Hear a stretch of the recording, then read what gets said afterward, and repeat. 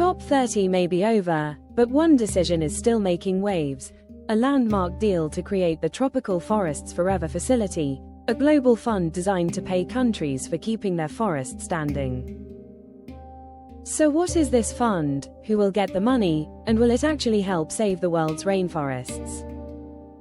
Let's break it down. At COP30 in Belém, negotiators agreed to launch the Tropical Forests Forever facility, also called the TFFF. It's a new global finance mechanism that aims to support tropical forest countries, like Brazil, Indonesia, the Congo Basin nations, and many others, in protecting forests instead of clearing them. The idea is simple. Countries that conserve, restore, or sustainably manage forests will receive long-term financial support. This was one of the major outcomes of COP30, and it was pushed heavily by Brazil, the host country. Tropical forests absorb around 1/3 of all human carbon emissions each year. But we are still losing more than 10 million hectares annually, much of it due to agriculture, mining, and illegal logging. Scientists warn that the Amazon is approaching a tipping point, after which parts of it could shift into dry savanna.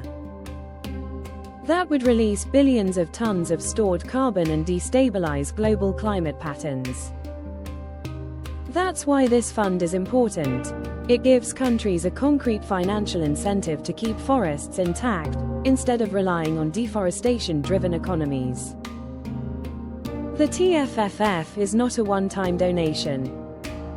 It's designed as a long-term, performance-based fund. Countries get support only when they show measurable conservation results.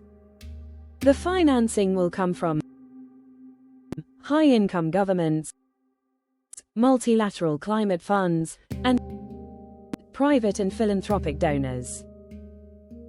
While the final numbers aren't fixed yet, negotiators say the goal is to mobilize tens of billions of dollars over the next decade, making it one of the largest forest protection mechanisms ever proposed under the UN climate process.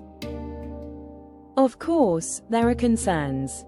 Experts warn that the fund will only work if the money actually flows quickly. Indigenous communities, who protect some of the world's richest forests, are included, and deforestation monitoring remains transparent and independent. Some negotiators also pointed out that wealthy countries have a history of over-promising and under-delivering, especially on climate finance. So the real test will be implementation. Still, the approval of the Tropical Forests Forever facility is one of the strongest signals from COP30. The world finally recognizes that protecting forests is not charity, it's climate survival.